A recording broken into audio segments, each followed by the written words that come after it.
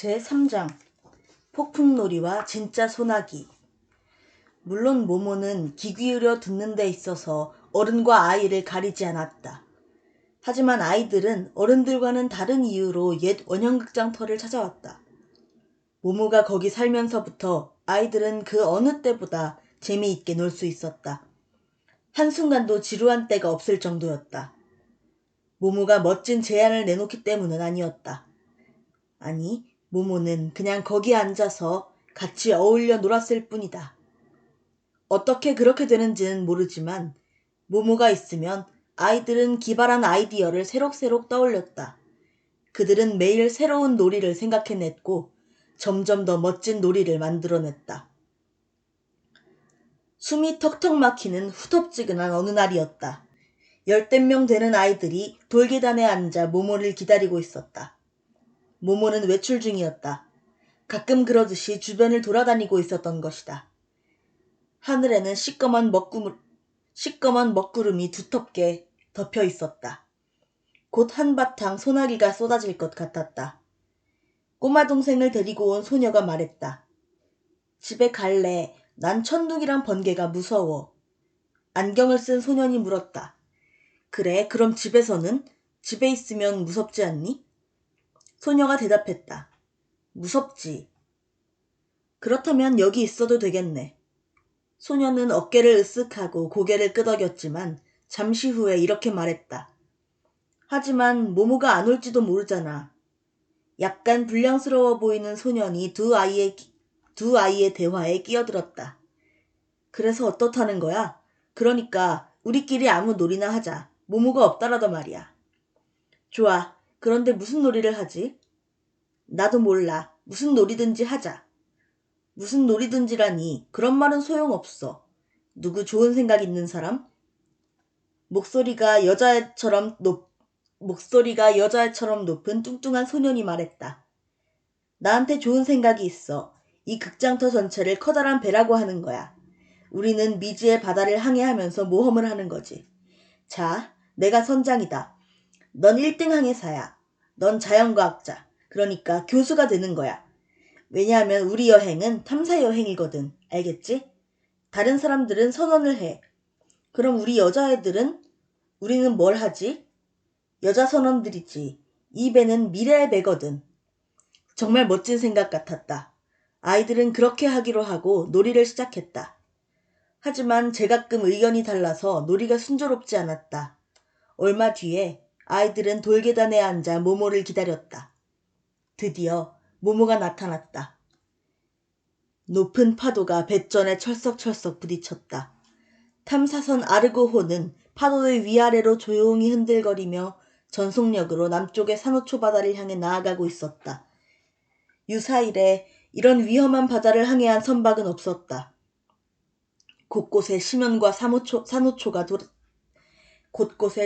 산호초가 도사리고 있고 바다 괴물들이 우글대는 곳이었다. 무엇보다 위험한 것은 영원한 태풍이라는 사나운 회오리 바람이었다. 영원한 태풍은 그 이름이 말해주듯이 절대 잠잠해지는 법이 없었다. 영원한 태풍은 바다를 이리저리 떠돌아다니며 다음번 희생물을 노렸다. 마치 살아있는 생물 같았다. 게다가 간교하기까지 한 것 같았다. 태풍의 진로는 예측할 수 없었다. 태풍은 억센 발톱에 걸려든 포획물을 절대 놓치는 법이 없었고 닥치는 대로 산산조각으로 부서뜨려 놓았다.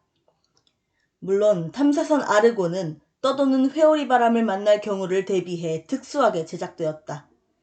펜싱 칼처럼 나긋나긋 휘어지긴 하지만 절대 부러지는 널이 없는 푸른색 알라몬트 강철로 만든 배였던 것이다. 게다가 특수한 제작법을 써서 커다란 통철판 한 장을 사용했을 뿐이었다.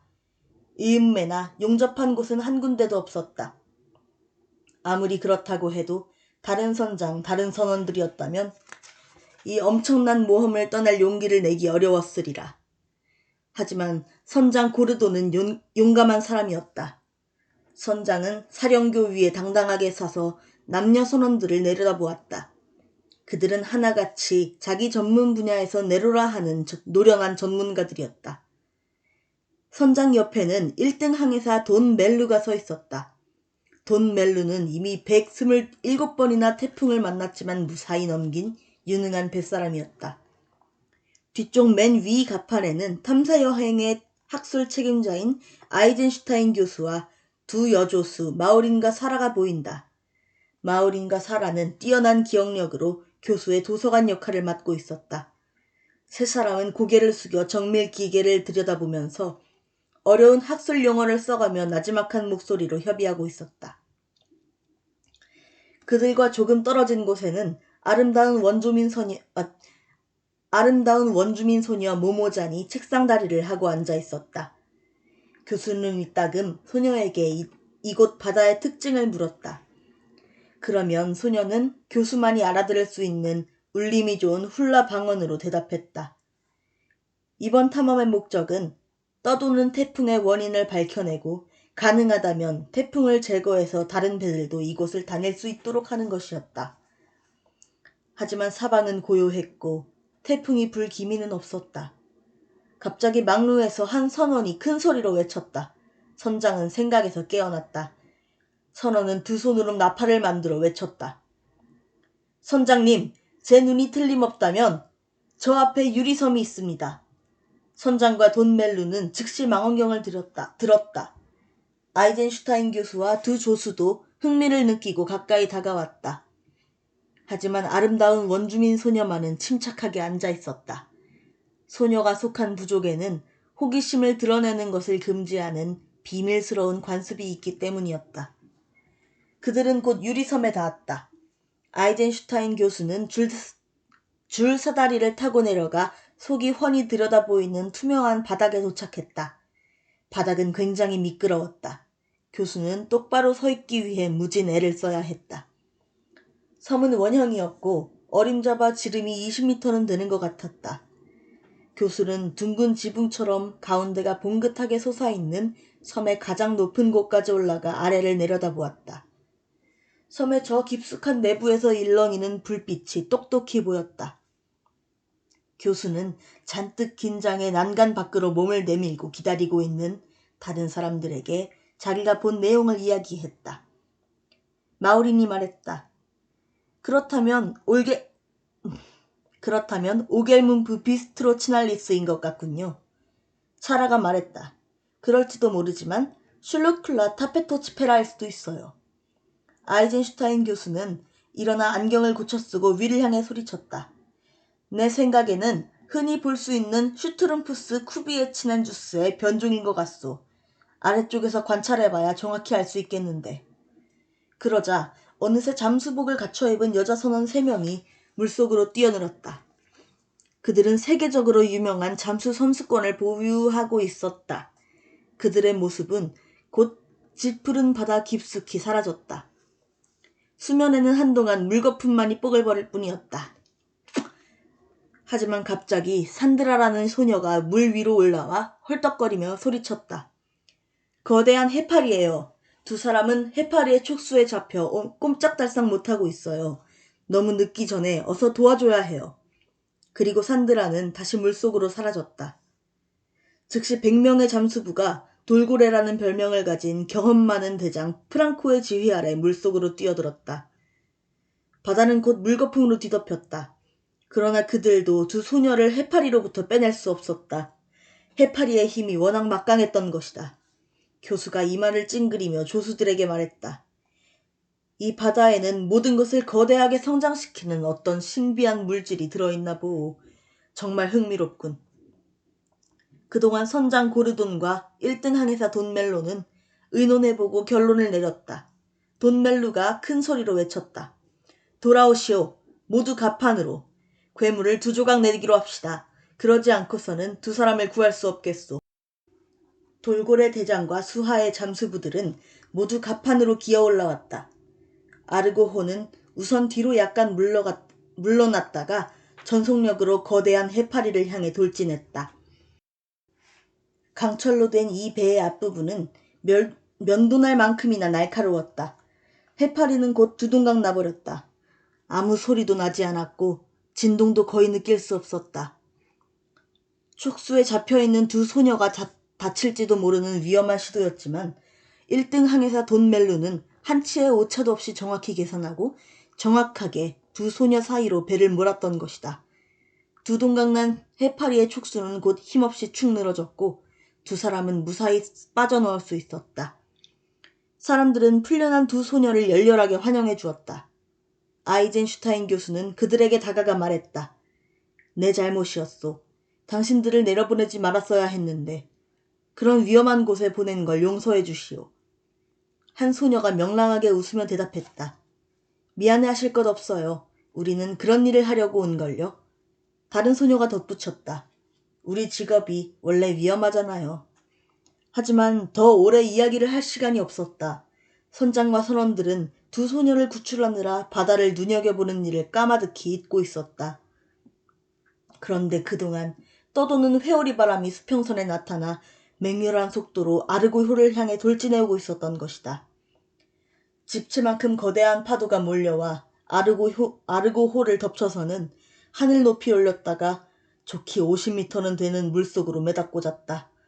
아르고호의 선원들처럼 용감하고 노련한 선원들이 아니었다면 이 첫 번째 충격으로 벌써 절반은 갑판으로 휩쓸려 나가떨어지고 절반은 기절해버렸을 것이다.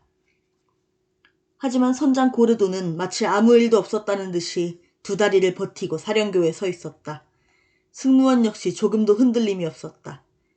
다만 이런 거친 항해를 해본 적이 없는 아름다운 원주민 소녀 모모잔만은 구명정에 올랐다. 순식간에 온 하늘이 시커먼 먹빛으로 변했다. 회오리 바람은 으르렁거리며 배를 덮쳐 하늘 높이 던져 올렸다가 까마득히 깊은 곳으로 매닫고잤다. 바람은 아르고호를 부수지 못해서 약이 바짝바짝 오르는 것 같았다. 선장은 침착한 목소리로 지시했고 1등 항해사는 선장의 말을 큰 소리로 복창했다. 모두 자기 자리를 지키고 있었다. 아이젠슈타인 교수와 두 조수도 정밀 기계를 내버리고 도망치는 약한 행동은 보이지 않았다. 그들은 태풍의 중심이 어디쯤인지 계산하고 있었다. 태풍의 타격을 피하려면 태풍의 중심 쪽으로 가야 하기 때문이다. 선장은 이 학자의 냉철함에 놀랐다. 교수는 선장인 자신이나 선원들처럼 바다와 너나 하는 사이가 아니지 않은가. 번쩍 번개가 일어나 아르고호를 강타했다. 강철 선박은 그 여파로 온통 전기가 흐르게 되었다. 어디를 잡든지 간에 불꽃이 탁탁 튀었다.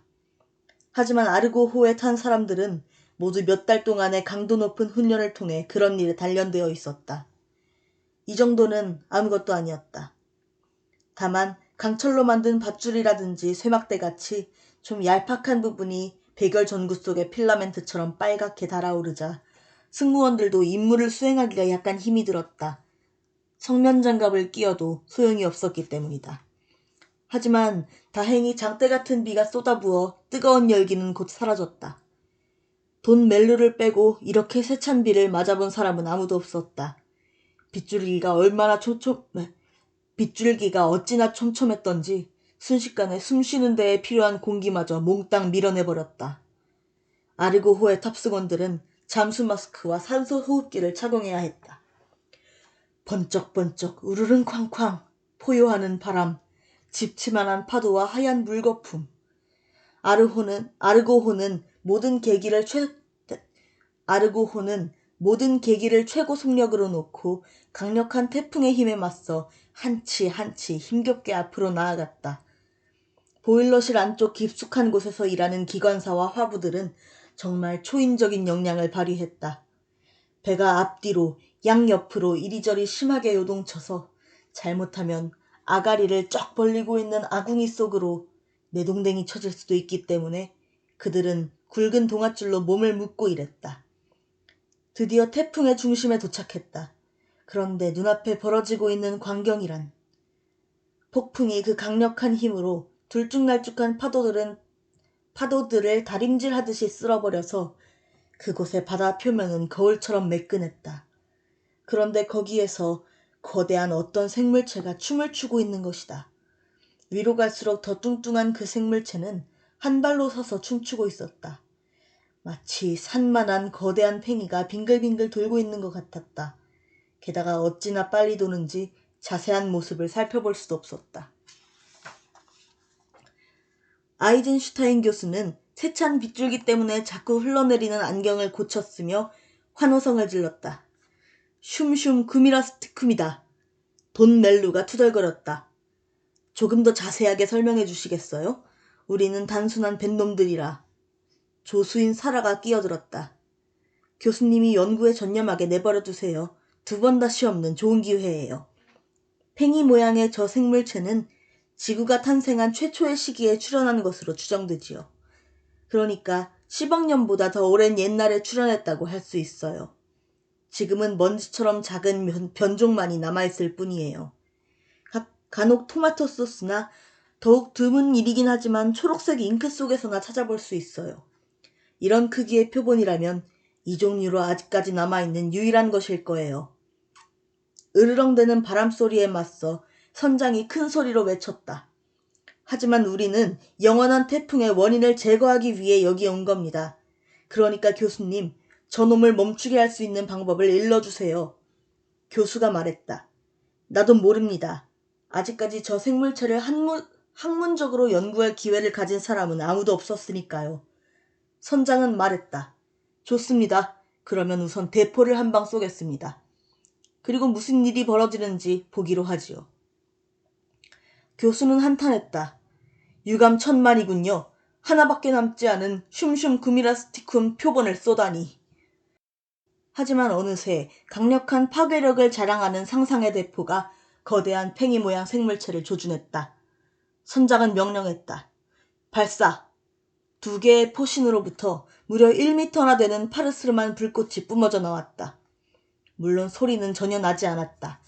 잘 알려져 있듯이 상상의 대포는 단백질로 발사되기 때문이다. 번쩍번쩍 빛나는 대포알이 슘슘을 향해 날아갔다. 하지만 슘슘이 일으키는 거대한 소용돌이에 휘말려 방향이 빗나가고 말았다. 대포알은 점점 더 빠른 속도로 슘슘 주위를 몇 번 돌더니 결국 하늘 높이 퉁겨 올라가 먹구름 속으로 사라져버렸다. 선장 고르돈이 고함쳤다. 허탕이야. 아무래도 저놈에게 좀 더 가까이 가야 할 것 같소. 돈 멜루가 큰 소리로 대답했다. 더는 가까이 갈 수 없습니다. 모든 계기가 이미 전속력으로 맞춰져 있지만 폭풍의 뒤로 날려가지 않고 간신히 버티고 있는 형편인걸요. 선장이 물었다. 무슨 좋은 수가 없을까요, 교수님? 하지만 아이젠슈타인 교수는 어깨를 으쓱할 뿐이었다. 그의 조수들 역시 묘안을 가지고 있지 않았다. 결국 아무 성과도 거두지 못하고 이번 탐험을 중단해야 할 모양이었다. 그 순간 누군가가 교수의 옷소매를 잡아당겼다. 아름다운 원주민 소녀 모모잔이었다. 소녀는 우아한 몸짓을 하며 말했다. 말룸바 우이지 투조노 에르바이니 잠바인 살로 롤로빈드라 그럼 문화 호이 베니 베니자도가오. 교수는 깜짝 놀라며 물었다. 바발루? 디디마하 바이노지 인투게도이넨 말룸바. 아름다운 원주민 소녀는 열심히 고개를 끄덕이며 대답했다. 도도음 아후 줄란마트바바다. 교수는 생각에 잠긴 듯 턱을 쓸어내리며 대답했다. 오이 오이. 1등 항해사가 물었다. 뭐라고 하는 거예요? 교수는 설명했다. 자기 부족에게는 옛날부터 전해 내려오는 노래가 있답니다. 누군가 용기 있는 사람이 그 노래를 떠도는 태풍에게 불러주면 태풍을 잠재울 수 있다는군요. 돈 멜로가 투덜댔다. 웃기는 소리 말라고 하세요. 폭풍에게 자장가를 불러주다니. 조수 사라는 교수의 의견을 알고 싶어 했다. 교수님 생각은 어떠세요? 가능한 일일까요? 아이젠슈타인 교수는 주장했다. 편견을 가져서는 안 돼요. 원주민의 오랜 관습에 진리의 핵심이 담겨있는 경우가 종종 있으니까. 슘슘 구미라스티쿰에게 영향을 미칠 수 있는 어떤 음이 있을지도 몰라요. 우리는 슘슘의 습성에 대해서는 거의 모르니까요. 선장은 결정을 내렸다. 손해날 것은 아무것도 없어요. 그러니까 한번 해봅시다. 소녀에게 노래를 하라고 하세요. 교수는 아름다운 원주민 소녀에게 몸을 돌리고 말했다. 말룸바 디디 오이자 발푸나 푸나 바바두. 모모자는 고개를 끄덕이고 곧 아주 독특한 노래를 부르기 시작했다. 몇 개 안 되는 음으로 구성된 노래였는데 이런 구절이 계속해서 반복되었다. 애니, 매니, 알루베니, 바나, 타이, 주주라, 테니. 소녀는 노래를 부르면서 손뼉을 치고 박자에 맞춰 빙글빙글 돌았다. 멜로디와 가사가 단순해서 외우기 쉬웠다. 다른 사람들도 하나씩 둘씩 노래를 따라 부르기 시작했고 손뼉을 치면서 박자에 맞춰 빙빙 돌았다. 노련한 뱃사람 돈 멜루, 드디어는 아이젠슈타인 교수까지 놀이터에서 뛰노는 아이처럼 노래하고 손뼉을 치는 모습은 정말 놀라운 광경이 아닐 수 없었다. 그러자 아무도 믿지 않았던 일이 일어났다. 거대한 팽이 모양 생물체의 회전 속도가 점점 더 느려지더니 결국 우뚝 섰다가 서서히 바닷속으로 가라앉기 시작했던 것이다. 생명체가 사라지자 우르릉 엄청난 물보라를 일으키며 갈라졌던 바다가 다시 닫혔다. 순식간에 폭풍이 잠잠해지고 비가 그치고 하늘이 맑고 파래지고 파도가 잔잔해졌다. 아르고호는 거울처럼 반짝이는 바다 위에 고요히 떠 있었다. 마치 고요함과 평화만이 있었을 뿐 아무 일도 없었던 것 같았다. 선장 고르도는 자랑스럽다는 듯이 한 사람 한 사람의 얼굴을 찬찬히 들여다보며 말했다. 여러분, 우리가 해낸 겁니다. 선장은 말이 많은 사람이 아니었다. 모두들 그걸 잘 알고 있었다. 그렇기 때문에 덧붙인 다음 한마디는 더 의미가 깊었다. 여러분이 자랑스럽습니다. 꼬마 동생을 데리고 온 소녀가 말했다. 정말 비가 온 것 같아. 어쨌든 난 흠뻑 젖었어. 그동안 정말 소나기가 내렸던 것이다. 모두들 놀랐지만 누구보다 놀란 사람은 꼬마 동생과 함께 온 소녀였다. 강철 선박 아르고호를 타고 있는 동안에는 천둥 번개를 무서워한다는 걸 까맣게 잊고 있었기 때문이다. 아이들은 그러고도 한참 동안 모험에 대한 이야기를 했다. 아이들은 모두 자기가 겪었던 일을 자세하게 이야기하고는 집으로 돌아가 젖은 몸을 말리기 위해 뿔뿔이 헤어졌다. 다만 한 아이만이 놀이의 결과를 못내 아쉬워했다. 바로 안경을 쓴 소년이었다. 소년은 헤어지면서 모모에게 말했다. 슘슘 구미라스티쿰을 그냥 가라앉혀버린 건 정말 유감이야. 그 종류 중에서 남아있는 유일한 표본이었는데 좀 더 자세히 살펴보고 싶었거든. 하지만 한 가지 사실에 대해서는 모두 의견이 같았다. 어느 곳에서도 모모네 집에서처럼 재미있게 놀 수는 없다는 사실이었다.